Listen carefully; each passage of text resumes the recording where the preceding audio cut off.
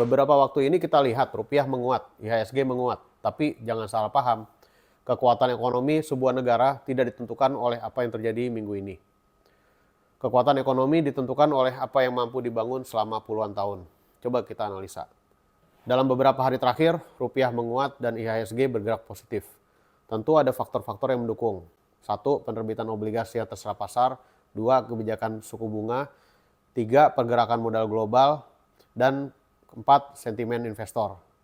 Semua itu penting, tapi sebagian besar merupakan faktor jangka pendek. Pertanyaan yang lebih penting adalah apa yang membuat sebuah negara memiliki mata uang yang kuat dan ekonomi yang tangguh selama puluhan tahun. Kalau kita melihat China, jawabannya cukup jelas. Selama lebih dari 3 dekade, Tiongkok membangun manufakturnya, membangun kawasan industri, membangun pelabuhan, infrastruktur, menarik investasi asing, mendorong ekspor. Hasilnya, China menjadi salah satu negara dengan surplus perdagangan terbesar di dunia. Disinilah muncul paradoks ekonomi global. Di satu sisi, dunia menikmati barang murah dan rantai pasok yang efisien. Di sisi lain, ada ketimpangan perdagangan yang semakin besar.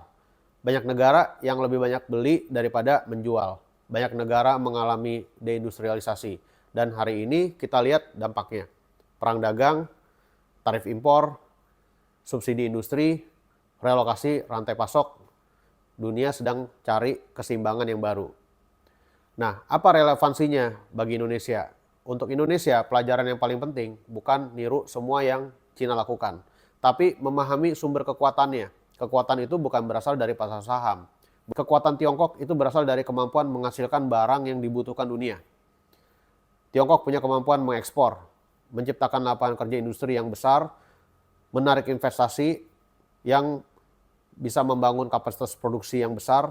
Karena itu, kalau Indonesia ingin punya rupiah yang lebih kuat, berkelanjutan, maka fokusnya tidak boleh hanya pada stabilitas pasar keuangan. Indonesia juga harus fokus gimana caranya menarik penanaman modal asing yang menghasilkan manufaktur industri yang berbasis ekspor.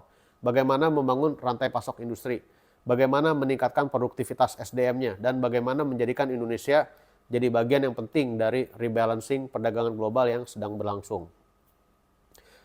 Penguatan rupiah minggu ini kabar baik, tapi kekuatan rupiah 10 atau 20 tahun ke depan akan ditentukan oleh satu hal yang jauh lebih penting, yaitu apakah Indonesia bisa jadi negara produsen bukan hanya negara konsumen.